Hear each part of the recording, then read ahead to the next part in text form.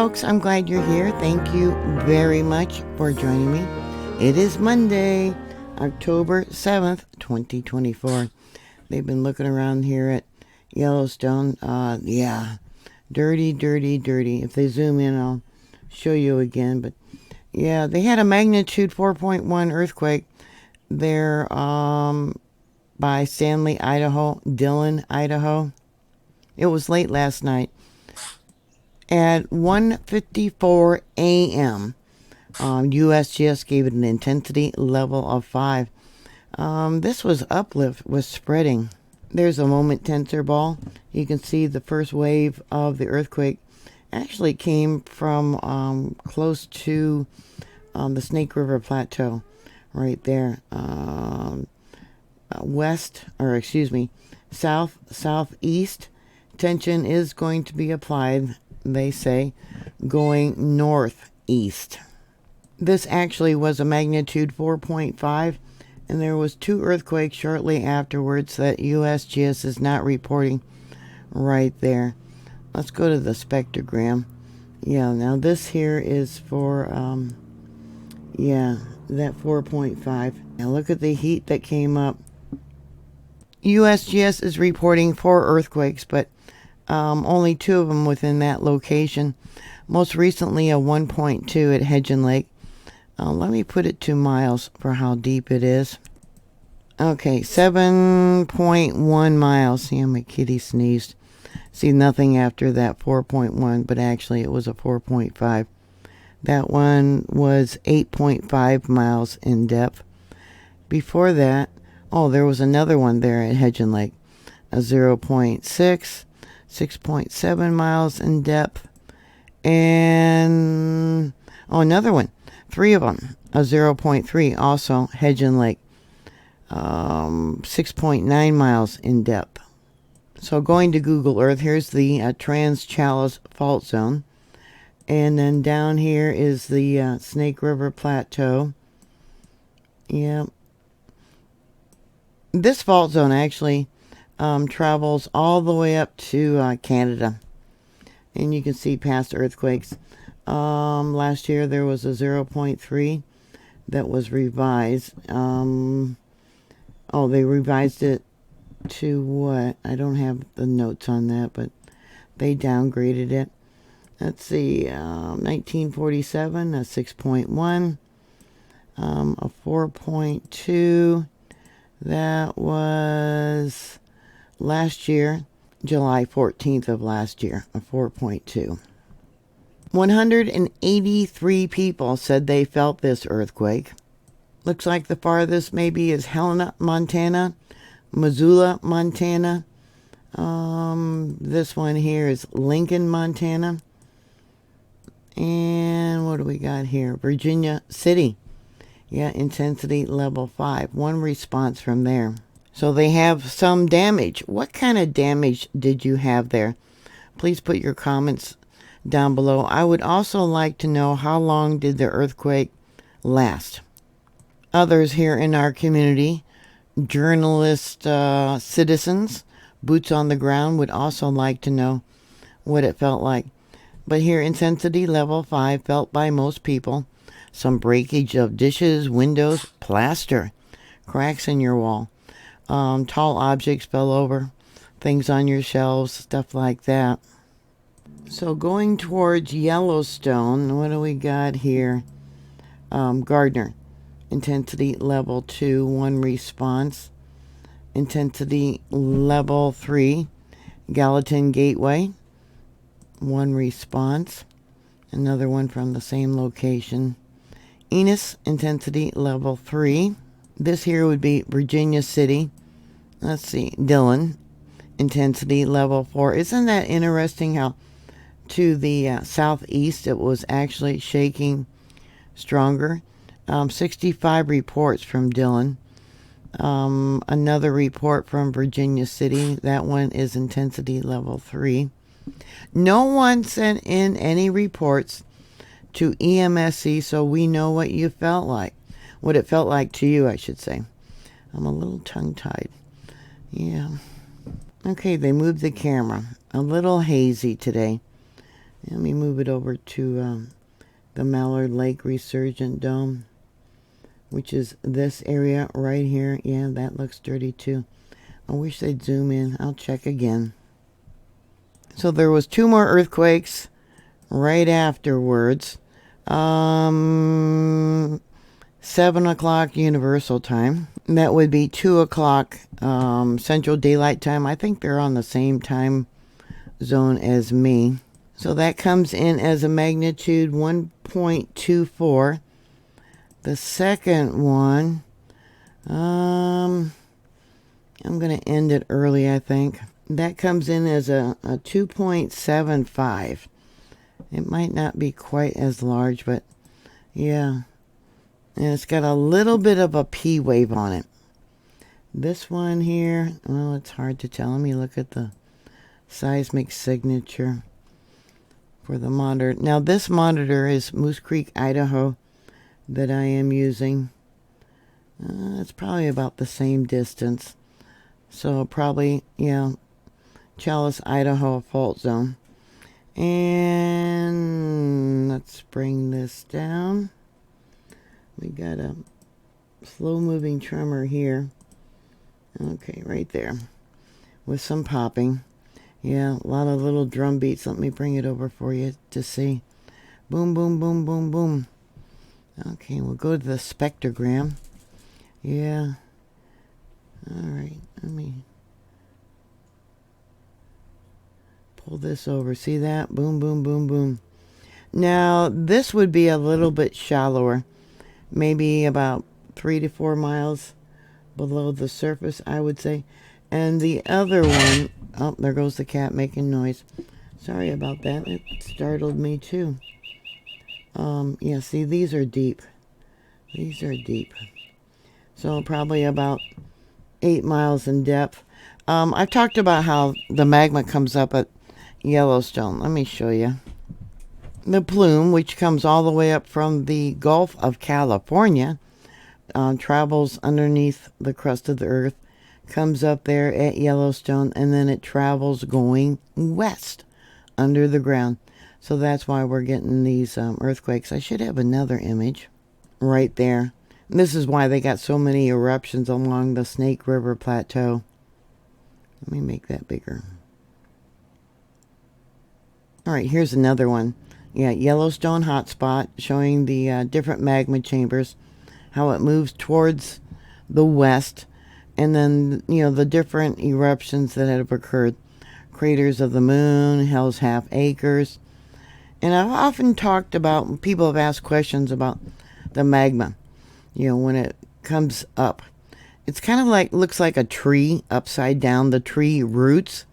So this being the tree, and then the different branches of the tree roots going up towards the crust of the earth. But see how it's moving west? So going back to Google Earth, here's that 4.1, and we'll come south to the Snake River Plateau, and drawn out in yellow is different eruptions. Now this one right here, the craters of the moon, that only occurred about 2,000 years ago. This here is the monitor for West Thumb. This is the earthquake as it came in. Okay, yeah, it's got a good image of the P wave on there. Let's go to the spectrogram. Right there. Look at all the hot gases and hot water.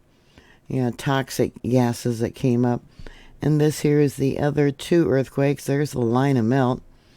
Let's go to the seismic signature, because I want to compare the P wave on it.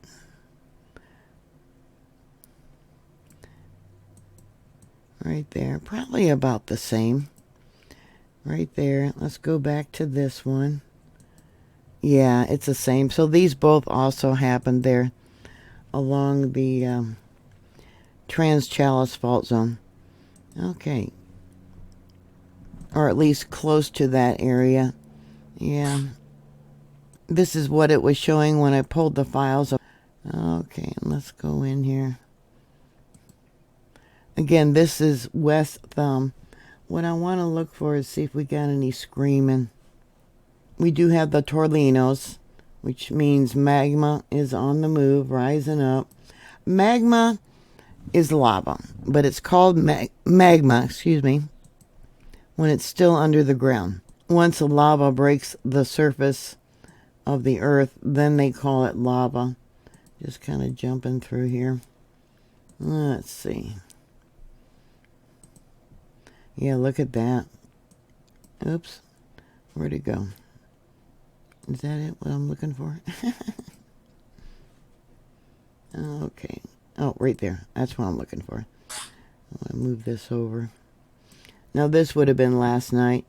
04:44 Universal Time. So that would have been at 7:44 p.m. local time. And we got more here. Okay. I don't see any screaming. More popping. It's all fault movement as the magma rises. Puts pressure on the earth. Let me go to the spectrogram. Makes the ground very brittle. Yeah. Look at that one. As it came up. Let me check out this. Line them out. I don't see any screaming, so that is good. Oh, right there. Right there. Yeah, quick little pop. Yeah, and it stopped recording. It gets so loud that the monitors can't pick up the signal. Let me look at some of the other little ones. That's the only one I see right now, but we do have an interesting, probably a crack that developed in the rock to allow this magma to come up. And that was more recently, within the last probably 3 hours.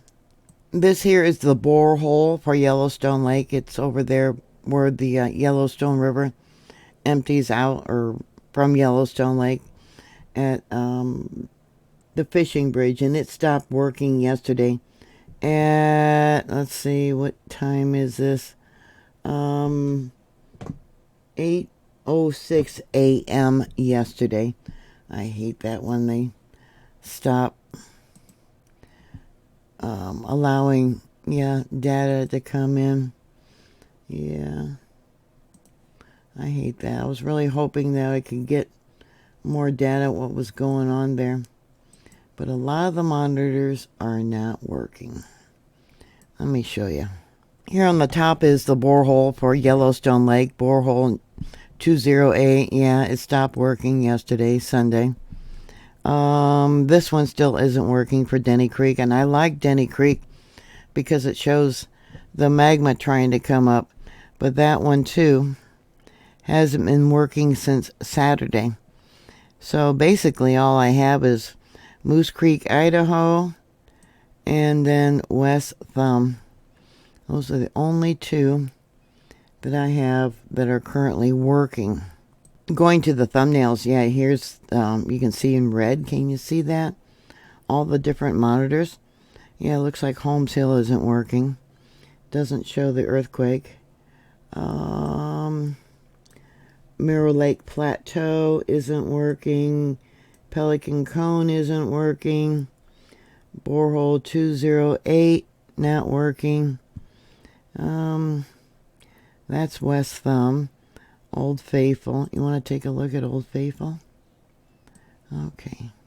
You see all the popping going on there. Maybe I should have tried to download the western boundary. That's this one. Oops, if I can bring it up. Right here. You can see earthquakes several hours prior to this 4.0. And there's a small one there. Another one more recent at the western boundary. I'll try and download that so I can show you. Let's see. Okay, it says it's working. I'll try and download it. I don't know how long it's going to take to get the data, but I'll try and do that for you. Requesting data. Okay, so I had to shut down my computer, restart, re-download the data, deploy the program to get the western boundary. But you can see here, Yeah, dirty, dirty, dirty. What is really interesting, let me show you what's happened within the last hour. Look at this. A lot of heat is coming up. Let me pull this over. All these little red lines are earthquakes that the computer is now picking up. Oh, I went off the line, sorry. Yeah, it's become really active. Really, really active. Let me go to the seismic signature. We got a lot of popping of the ground. And this is the end. I'm going to Google Earth. Here's the location for that monitor. Let me pull it out for you. All right. So this is the Snake River Plateau. And up over here is Yellowstone Lake.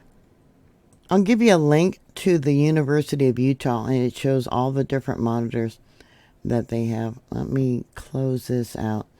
Here, yeah. Okay, so anyways. And over here, yeah, Moose Creek, Idaho. Right down there.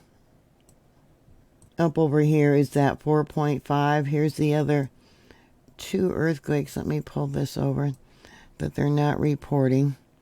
We'll go to the seismic signature. Right there. There's the other one. We'll go back to the 4.5. Yeah. Okay, so I want to also show you the western boundary. This is the data that I just got through downloading. And let's see what earthquake this is. At 11:08 Universal Time, which you can see here is not being reported by USGS. This earthquake comes in as a magnitude 2.04, not being reported. Actually, 11:09 Universal Time. So that would be 6:09 a.m. today. And let's take a look. Yeah, look at this. Yeah, we definitely have magma coming up into the system. They don't tell you because they don't want people to panic. There's nothing you can do. There's so much going on in the world that you're not notified about. They don't talk about. I don't know if you're keeping up on Hurricane Milton, but it is now a Category 5 strength hurricane that is approaching Florida. It has winds currently over 175 miles an hour. Areas of Florida are being evacuated. I pray for the people in the Smoky Mountains, the Blue Ridge Mountains, the Appalachian. A lot of people don't realize that the last hurricane that went through there went hundreds of miles inland. It was not along the coast. It was up in the Appalachian Mountains. Elon Musk is trying to get satellite dishes, communication into that area, and they're actually stopping his trucks from delivering satellites. So how are they going to know that there's another storm coming with the power outages? All right, currently, Georgia, 75,000 plus without power. South Carolina, 43,000 plus without power. 131,000 people in North Carolina without power. Are they going to steer this one inland just like they did the last one? Just so they could do... So it's called eminent domain when they come in and take their property. But when they do that, they give them the cost of the property that it was valued at 5 years ago. Yeah, 5 years ago, before we had hyperinflation, loss of work. You know, property prices are going sky high. And then I hear about how Israel's going to attack Iran. The Iranian people have been stocking up on oil because they are expecting Israel to take out at least their oil infrastructure. You need to prepare. You need to be preparing for anything that could happen. We don't know when Yellowstone's going to go off. We have no idea. It's all into God's hands. But that's all I have for you right now. If you have thoughts or comments or questions, yeah, put it down below. Thank you for watching. Please like, share, and subscribe. And I will talk to you later. God bless you. Bye.